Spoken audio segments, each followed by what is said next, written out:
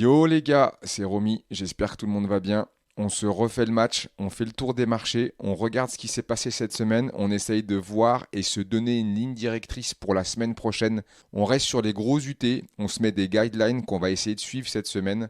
Tout l'intérêt de tout ça, c'est de déterminer des zones, de comprendre où est-ce qu'on est pour pas intervenir nulle part et faire n'importe quoi et se faire balader. Là, on va regarder la macro ensemble, on va regarder la macro en sens où on va aller sur des UT larges. Ce qu'on va faire là, c'est cadrer le marché pour la semaine prochaine et vous me retrouverez tous les matins, la semaine pro, pour voir ce qu'on fait en intraday. Si on n'a pas une vision un peu plus large de ce qui se passe sur les marchés, notamment au niveau des UT, si on dézoome pas pour comprendre ce qu'on fait, on risque de se faire balloter. On regarde ça ensemble, je vous dis à tout de suite.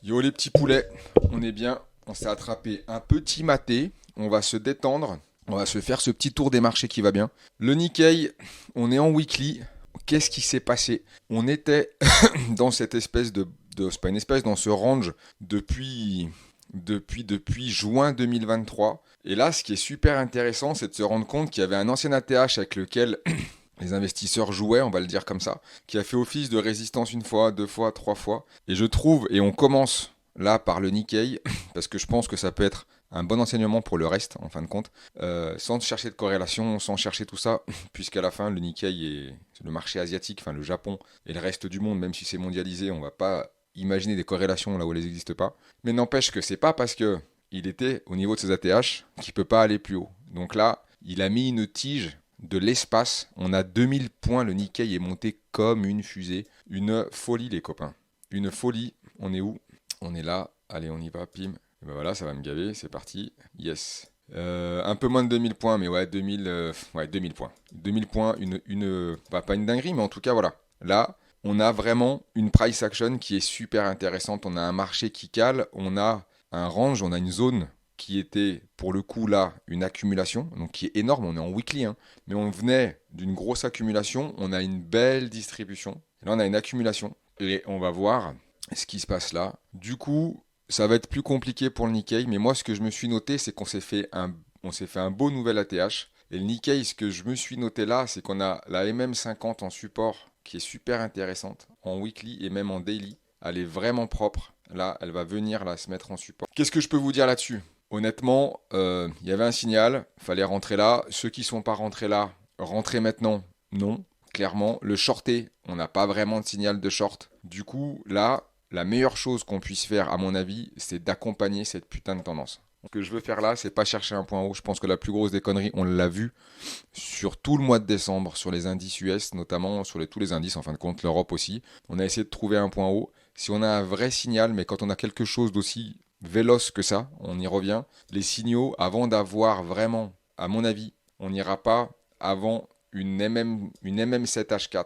Tant qu'on n'a pas repris, on va voir comment ça va se passer. Mais moi, ce que je jouerai là, c'est un rebond, un achat sur repli. C'est ça que je vais jouer sur le Japon. On va aller chercher les moyennes mobiles, les niveaux dynamiques, pour essayer de trouver des repères pour rentrer. Du coup, le Japon, on a les MM7 qui vont commencer à faire foi. On va rester sur les grosses UT et on va aller chercher les MM7. Je vais me le noter là tout de suite avec vous. Je vais me mettre une petite alerte. Tac. Voilà. MM7. On est sur du daily, sur du H4, pardon. MM7 H4, ça fera un beau repère. On va voir ce qu'on aurait comme repli par rapport à l'impulsion. Elle est partie ici. Hop, est-ce qu'on a une convergence? On serait sur les 0,5 de Fibo, elle va remonter un petit peu à l'ouverture. Donc cette zone-là, on va se tracer un petit carré. On va se le mettre ici les copains. Voilà comment on travaille. Pim. Cette zone, à mon avis, sur signal, on est d'accord, elle est intéressante pour venir racheter le Nikkei. Moi ici, je peux plus acheter comme ça. Je vais pas le vendre là, sur ce signal-là. On verra si on a un signal qui se dégrade un peu plus. En tout cas, là, je joue un achat. Perso, je vais jouer un achat sur repli s'il se présente sur le Nikkei. C'est ce que je voulais vous dire sur l'indice japonais, les petits potes. On va continuer. On se retrouve aux États-Unis. On est sur le Dow Jones. On est en weekly. Et on se rend compte que je me suis noté un truc. C'est l'expérience, on va dire, notamment du mois de décembre qui finit par payer. On va se le rentrer dans la tête. C'est pas parce que le marché il est vertical qu'il va s'arrêter là. On n'en sait rien. On se retrouve juste avec un calage, une price action qui est intéressante ici, parce qu'on a une première bougie de calage. On voit en weekly, par contre, que on a une MM7 en appui. On voit que le marché, il est encore dynamique, il est encore véloce. On a un range qui est bien marqué, qui est propre sur le dos. On va aller voir que le S&P et le Nasdaq sont pas tout à fait dans la même config. Celui-ci, on voit concrètement que on reste dans ce gros range là en fait. Et moi, je me suis noté sur le dos qu'on a des bébés, on voit bien, qui sont fermés. On a des bébés daily fermés, des bandes de Bollinger en daily, on est en weekly en 4 heures. On a vraiment cette mise à plat. On a une MM50 qui est venue soutenir les cours et en fait tout va se jouer là. Du coup, vous comprenez bien qu'on est en plein milieu, c'est ça que je voulais dire, et c'est ce repère que je vais me mettre sur le dos. Et tous les autres indices, a priori, on va essayer de le jouer, je pense, un peu plus comme ça. Le Nikkei, c'est très particulier. Il est parti, il a fait sa fusée. Bon, on va voir ce qui se passe. On n'est pas à l'abri s'il latéralise un peu point haut ou qu'il donne un point d'entrée intéressant de le raccompagner. Il faut voir ce que ça va donner. Mais on n'est pas du tout sur les mêmes configs. Là, on est entre deux ATH et je trouve que ça marque, c'était un peu ce que j'avais imaginé il y a un petit moment, ça marque bien cet arrêt. On voit que les bandes de Bollinger se referment, la volate se referme. Peut-être que pendant quelques jours, quelques semaines, il faut s'attendre à ce qu'on évolue entre ces deux bornes. L'ATH 2023 et les nouveaux plus hauts qu'ils ont fait, en étant conscient que ce genre de truc-là, c'est pas de la chirurgie et c'est là qu'il va pas falloir se faire niquer. Parce qu'en réalité, ça peut très bien déborder un peu par là, aller sur les 38 000, on n'est pas à l'abri. Ça peut très bien redescendre un petit peu, aller chercher un peu plus bas, venir là sur un super trend daily et revenir chercher. On n'est pas à l'abri de baver un peu en haut, baver un peu en bas. Et moi, ce que je voudrais vous dire là-dessus, ce que moi je vais faire, et là où je vais pas me faire niquer, où faut pas se faire niquer, à mon avis, c'est de pas chercher des achats au milieu là. Au milieu, c'est du caca, ça va être compliqué. On voit très bien avec les moyennes mobiles dans les UT plus basses. On va descendre et vous voyez que là, tout le monde commence à se chevaucher. On a la H4 qui est propre, mais dès qu'on descend, H2, H1, on n'apprend pas grand-chose. Là, tout ça s'entremêle. On voit bien qu'au niveau des indicateurs dynamiques, on est complètement à la rue, puisqu'il donne plus d'infos. On est arrivé sur un moment où, vu qu'il y a une mise à plat des prix, en descendant dans les UT, on n'a aucun repère qui est... Les moyennes mobiles se chevauchent, s'entremêlent les unes les autres. C'est vraiment le signe qu'on est vraiment sur une mise à plat. Et que du coup, dans une config comme ça, j'essaie de réfléchir en même temps. C'est compliqué à mon avis. Là, on va pas acheter acheter une accélération, c'est compliqué. Alors, avoir un biais vendeur, c'est pas simple. Avoir un biais vendeur, bien entendu, vu qu'on est arrivé sur des plus hauts, tout ça, l'idée c'est de construire une position pour aller chercher à la vente. Et on est d'accord. Le truc, c'est juste, je vous alerte sur le timing, pour pas se faire avoir. Parce qu'on n'est pas du tout à l'abri qu'ils aillent chercher un peu plus haut et qu'ils balayent, et personne va nous dire à quel moment ils vont tirer la chasse. A priori, et en fait, on n'en sait rien, parce qu'on a vu le Nikkei, c'est pas parce qu'on est sur le plus haut, il y a pas à raisonner là-dessus, il faut faire ce qu'on voit. Et là, ce qu'on voit, c'est qu'on n'a pas beaucoup d'infos. C'est ça la réalité. C'est que là, on est dans un range, dans une phase où ils sont en train d'accumuler. Est-ce que derrière, ça va faire bouchon de champagne? On va aller chercher plus haut. Est-ce qu'on va corriger, ce qui serait a priori salvateur dans l'absolu? Mais encore une fois, avant de faire ça, on peut toujours aller chercher plus haut, on n'en sait absolument rien. Du coup, ce que je vais faire moi, et ce que je vous incite à faire, c'est d'arriver seulement et de bosser sur les zones. Seulement sur les zones. Si vous n'avez pas les bonnes zones, si vous faites au milieu et que vous essayez à partir de là d'anticiper un mouvement,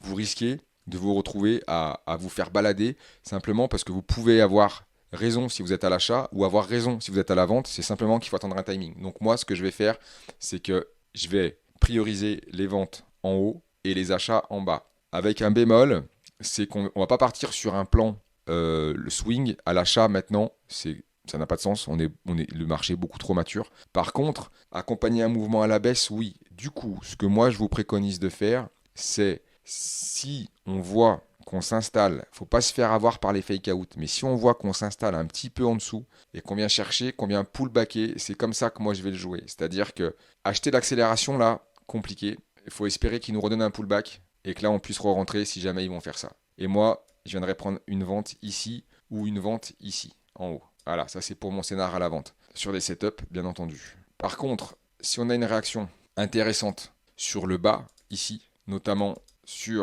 vais y arriver les gars, dans le coin, sur cette MM50 H4, voire une MM50 Daily qui vient en renfort, si on va creuser un peu plus bas. Là, on a fait les bandes de Bollinger hautes. on peut aller faire les bandes de Bollinger Basse et on aura juste marqué le point bas du range en fait. C'est pour ça que ça va être des moments qui sont un peu casse-gueule. Et une fois qu'on est là, c'est vendre le support là, c'est casse-gueule. Acheter la résistance là, c'est casse-gueule. On est dans une logique de range et on va essayer d'être dans la logique d'un marché de contre cette semaine pour voir ce qui se passe. C'est comme ça que moi je vais le jouer, puisque on revient en weekly, ce qui est la base de notre vidéo aujourd'hui, c'est de voir que factuellement, on va essayer d'être factuel dans ces vidéos parce qu'on peut trader que ce qu'on voit et pas ce qu'on veut. Si vous voulez que le marché corrige parce que vous trouvez que ce truc-là est complètement fou, ça vous regarde.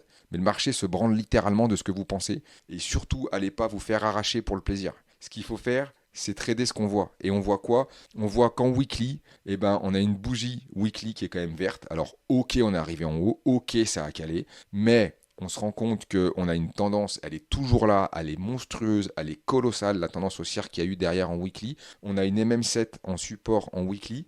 Factuellement, ce truc-là, on ne vend pas ce support. Là, pour l'instant, on est dans la dynamique haussière du marché encore. Ça va pas caler comme ça va pas caler en 5 minutes. Ils vont nous ronger. Là, ils vont nous arracher la tête, potentiellement. Du coup, les petits loups, on y va calme, justement, on évite de faire de la merde. Il vaut mieux attendre d'être sur ces zones vraiment correctement, voir les setups qui nous sont proposés sur ces zones-là, plutôt que de vouloir rentrer comme des sourds sur le marché et commencer à se prendre les portes de saloon, comme le dit un célèbre youtubeur de finance en France. Et je suis d'accord là-dessus, là c'est un coup à se faire balader de ouf. On va chercher une vente sur un excès, c'est cool. On peut chercher une vente sur un pullback, c'est cool. Mais regardez, là on est sur le S&P 500 et c'est plus marqué que sur le dos. Est-ce que ce truc-là sur le S&P 500 vous donne envie de le vendre? Donc c'est galère, on est dans la même config. Regardez, MM7, on se retrouve, les cours prennent appui. Là,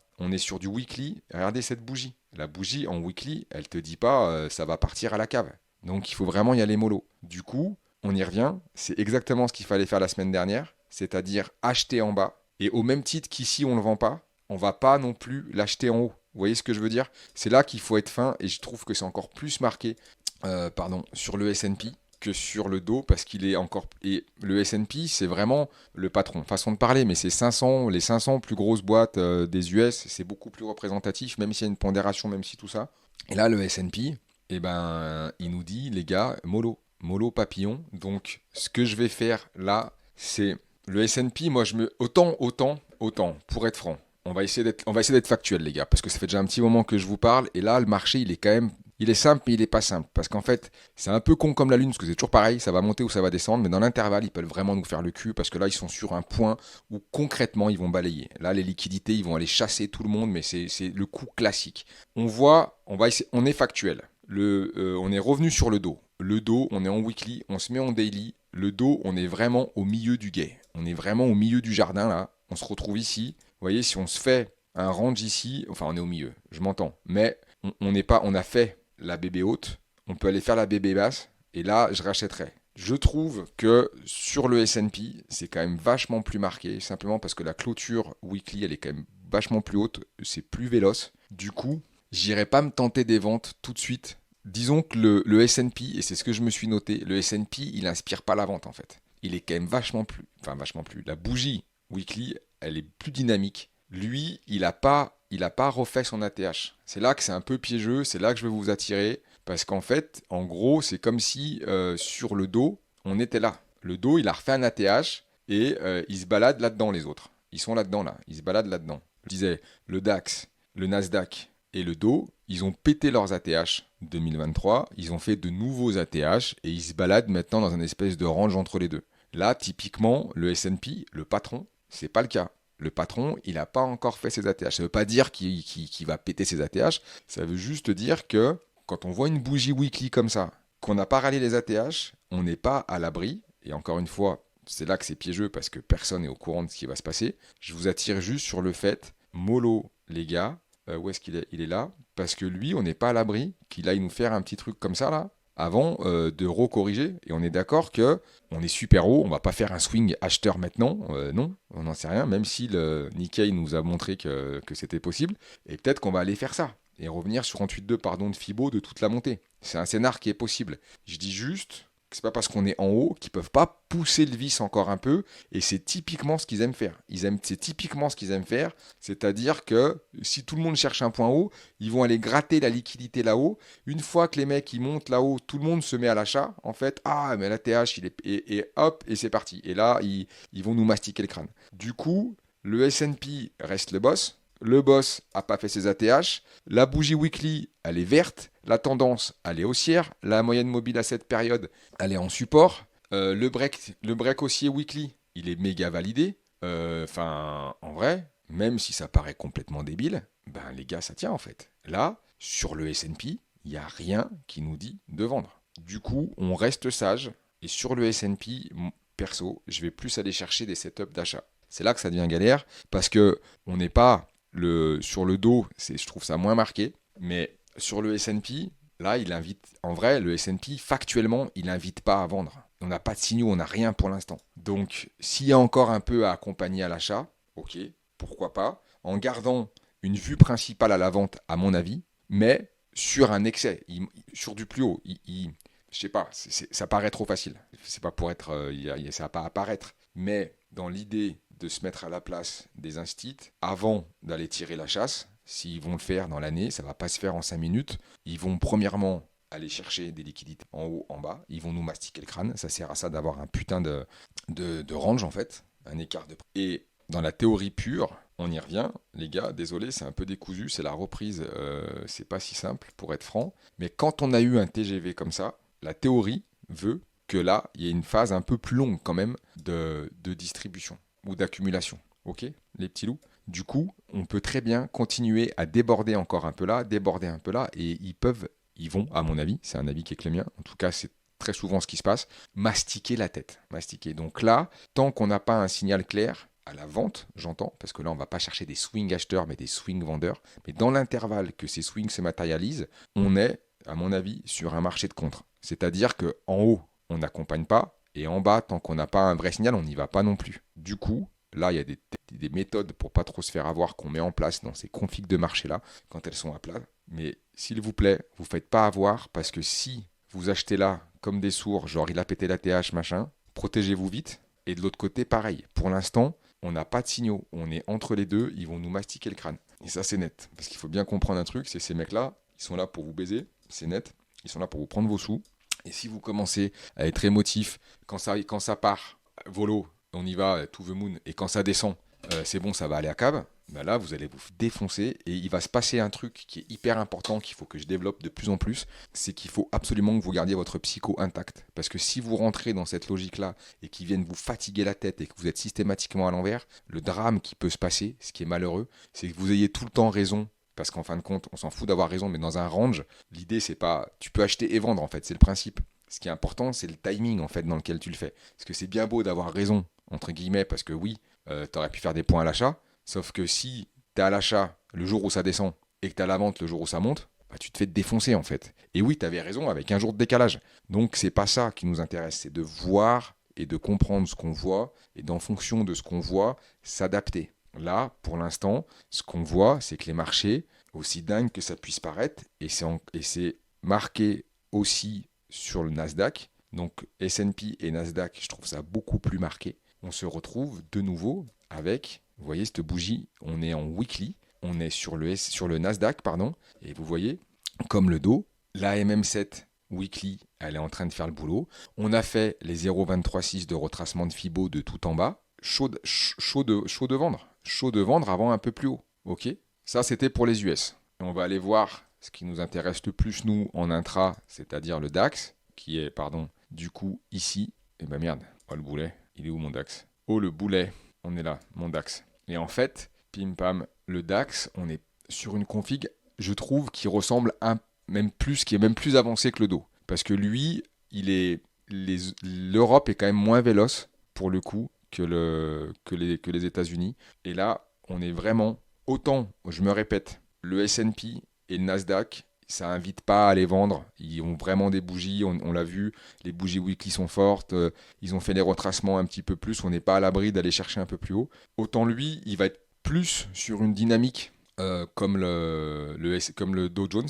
Et là, pour le coup, le DAX, les gars, celui qui achète je comprends. Celui qui vend, il a raison aussi. C'est du timing. Là, c'est un coup, faut pas se faire niquer. Et on se retrouve, et c'est ça que je voulais vraiment mettre en lumière cette semaine, c'est qu'on est vraiment en plein milieu et il faut accepter que certainement, peut-être, on n'en sait rien, on se retrouve avec un putain de range pendant... vous voyez, là, sur mon truc, on est déjà en mars. Ça veut pas dire qu'on va aller jusque-là, hein, mais regardez ce que je vous disais c'est encore plus marqué que sur le dos. La mécanique des moyenne mobile, donc des niveaux dynamiques, elle est complètement aux fraises, le moteur est complètement calé parce qu'on n'a pas de tendance. Ces indicateurs-là servent juste à matérialiser une tendance. Et vous vous rendez compte que là, en montant dans les unités de temps, déjà en H4, on a des moyennes mobiles qui se tournent autour en fait. Parce que elles sont aux fraises, parce qu'il n'y a pas de tendance. C'est tout l'intérêt d'un range. Donc on est typiquement là dans un cas d'école d'une accumulation avant soit de distribuer, soit de repartir à la baisse. Et ça, il faut bien le comprendre, il ne faut pas se faire avoir. Donc, encore plus là que sur le S&P, que sur le Dow Jones, à mon avis, on peut acheter en bas et on cherche à vendre en haut. Il ne faut vraiment pas se faire niquer. Là, pour le coup, c'est un marché de contre. En tout cas, jusqu'à preuve du contraire, on est sur un marché de contre. On est sur un marché de range jusqu'à ce qu'on ait une dégradation plus marquée en daily avec une vraie clôture daily sous ces niveaux-là. On se rend compte même, il faudrait aller clôturer sous la moyenne mobile à 50 périodes. Donc pour l'instant, on est dans un range. Le marché marque une phase de neutralité, une phase de pause dans sa progression, mais pour l'instant, on n'a aucun signal qui nous dit qu'il va monter ou descendre. C'est beaucoup plus neutre que sur un S&P ou sur, comme vous l'avez vu, le Nasdaq, le Nikkei, on n'en parle pas, mais Nasdaq et S&P, vous voyez que les moyennes mobiles à 7 périodes en weekly, elles ont fait le boulot et surtout, on a vraiment des bougies weekly qui sont venues clôturer au-dessus de la précédente, de façon vraiment marquée. Là, on ne l'a pas du tout sur le DAX, ce qui marque que le marché est moins véloce sur le DAX. Du coup, les gars, moi, je vais vraiment faire gaffe. Là, c'est un marché où vous avez les portes de saloon ouvertes en grand. On est en plein milieu, là, typiquement à l'ouverture lundi. Il n'y a rien, vous ne savez pas, il n'y a absolument rien qui nous laisse entendre les premières heures de cotation lundi, on ne peut rien faire. Il n'y a pas beaucoup de stats cette semaine, ça va tricoter. Il n'y aura peut-être pas beaucoup de volates, donc il ne faut pas aller se retrouver à se faire arracher la tête. Si vous voulez trader les deux sens, vous le faites. Vous faites comme vous voulez surtout. Mais si vous voulez trader les deux sens, pour pas vous retrouver à vous faire mastiquer le crâne, s'il vous plaît, vous attendez vos zones. Vous vous mettez pas là, parce que ça monte un peu à l'ouverture, ça va aller là-haut. On n'en sait rien. Ça peut faire ça, redescendre et remonter. La seule chose que vous pouvez faire, les gars, c'est attendre vos putains de zones. On va mettre des putains de rectangles et on a une zone ici et on a une zone qui est un peu plus large en bas. On ne sait rien, parce que ça peut baver ici. Donc mes zones, elles sont larges, j'en suis conscient, mais moi, je vais me laisser ces petits carrés. On se retrouve dans la semaine de toute façon. On va essayer de comprendre ce qui se passe dans la semaine au jour le jour, sur de l'intra. Mais là, sur la vision un peu plus large, weekly, daily, monthly, monthly, on n'est pas allé voir, mais c'est pas très grave. Mais sur la vision un peu plus large de cette histoire-là, les gars, on se rend compte qu'on est au milieu. Et au milieu, là, ici, pour deviner ce qui va se passer, mais ça s'appelle de la devinette, en fait. C'est de la merde. C'est sûr que c'est de la merde. Cherchez pas, c'est de la merde. Donc, si c'est ici, on vend. Si c'est ici, on se méfie. Et on peut acheter sur un signal, en étant conscient qu'on est quand même sur des plus hauts, et ainsi de suite, et qu'il faut un signal peut-être un peu plus cherché. On va pas chercher à racheter en 5 minutes ici. Donc voilà, faut bien maîtriser son risque, comprendre. Là, on a une incertitude qui est vraiment très grande. On est plus dans l'accompagnement de cette tendance. Elle a calé, on est d'accord. Mais elle a calé avant de repartir où? Ça, pour l'instant, on n'en sait rien. C'est vraiment ce que je voulais vous dire. Je voulais aussi, mes petits loups, qu'on aille sur le reste, la crypto, sur les matières premières. Je voulais qu'on regarde si les indicateurs avancés, VIX et tout ça. On va pas avoir le temps, puisque sinon la vidéo va durer une tonne. Ça fait déjà 28 minutes.